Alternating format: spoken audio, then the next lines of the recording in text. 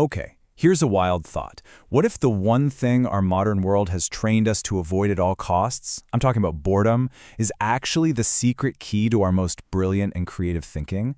We're going to explore this really counterintuitive idea and see why doing absolutely nothing might just be the most productive thing you can do. Just let that quote sink in for a second. We've all been wired to believe that a packed schedule, always being busy, is the ultimate sign of success, right? But what if that's completely backward? What if our relentless drive for productivity isn't helping us, but is actually a cage that we've built for ourselves? And this is the lie that builds the bars of that cage. It's a message that comes at us from everywhere. Any empty moment, any gap in our day is treated as wasted time, a total failure of productivity. But what if that entire cultural belief is just wrong? What if, by constantly running away from emptiness, we're actually running away from our own best ideas? That's the big question we're going to unpack right now. So, let's kick things off with what I like to call the paradox of genius. There's this massive gap between how we think breakthroughs happen and the often, well, kind of boring reality. On one side, you've got our cultural fantasy of genius, this frenzy of effort, right? All-nighters, fueled by way too much coffee, just constant motion. But the reality, what history actually shows us, is often the complete opposite. The world's biggest ideas didn't come from a flurry of activity, but from moments of total vacancy, like a simple, quiet walk. And these aren't just myths or cute stories. I mean, look at this. Isaac Newton wasn't hunched over in a lab. He was just sitting under a tree when the theory of gravity hit him. Archimedes had his famous eureka moment in the bathtub. Henri Poincaré solved a super complex math problem literally as he was stepping onto a bus after weeks of getting nowhere. And Charles Darwin, he actually built a path on his property called the thinking path just for aimless walking. Their genius wasn't forced. It arrived in the quiet. So what's actually going on here? Is this all just some big historical coincidence? Not even close. There's a deep neurological reason for this.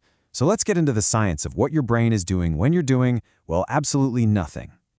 You know, this discovery was a total game changer. For decades, the assumption was that a resting brain was, quiet, powered down. But a neurologist named Marcus Rachel and his team found the exact opposite was true. When you stop focusing on a task, a very specific network in your brain doesn't just turn on, it roars to life. And they gave it a name, the default mode network, or the DMN. And this right here, this is the hero of our story. It's not your brain's screensaver. Think of it as the master workshop. It's the place where our deepest, most complex, and creative thinking happens. And here's the kicker. It only opens for business when you switch off.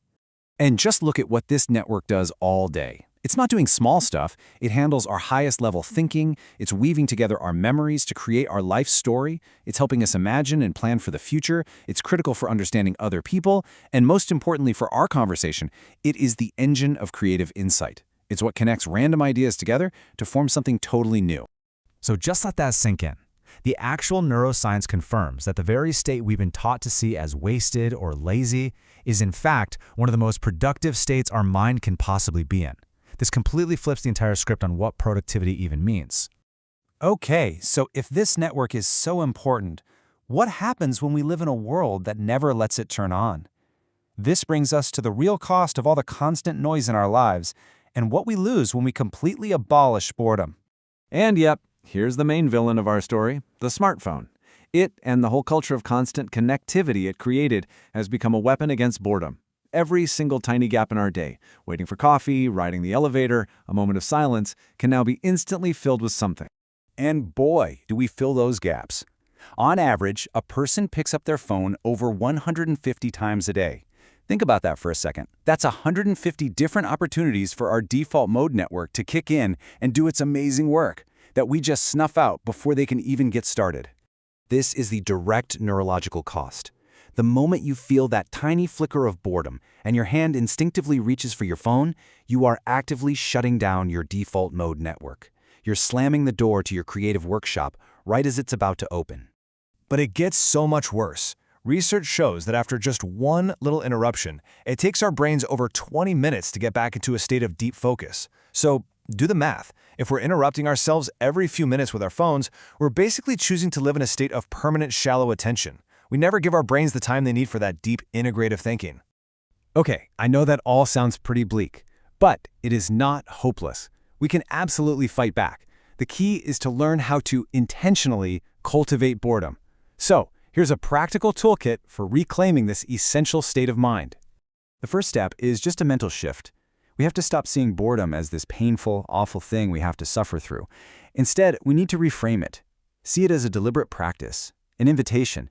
It's a doorway to a much more creative and insightful state of mind. And here are 3 really simple ways to open that door. First, schedule some protected vacancy. That means blocking out 20 minutes with 0 input. No phone, no podcasts, no music. A simple walk is perfect for this. Second, reclaim the transitions. You know, those 2 minutes between meetings, let them be empty.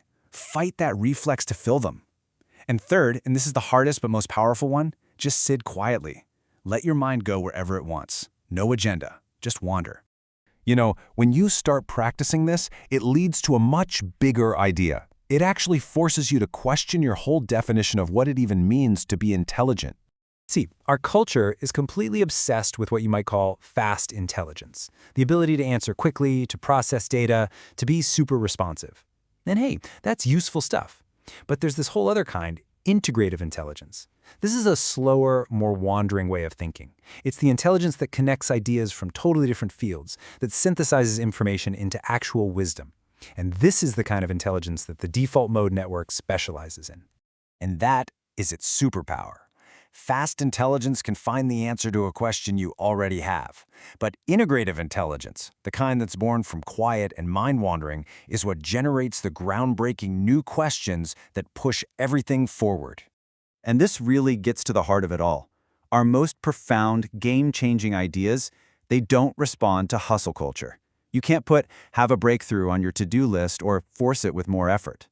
These ideas emerge on their own timeline, and they require one thing above all else to grow: genuine, uninterrupted quiet. So in the end, the neuroscience and the entire history of great thinkers all point to the exact same conclusion. Your best, most original ideas aren't in the next article you read or the next video you watch. They're already inside you, just waiting in that silence you keep running from. So the only real question is, are you willing to finally stop, get bored, and give them the space to show up?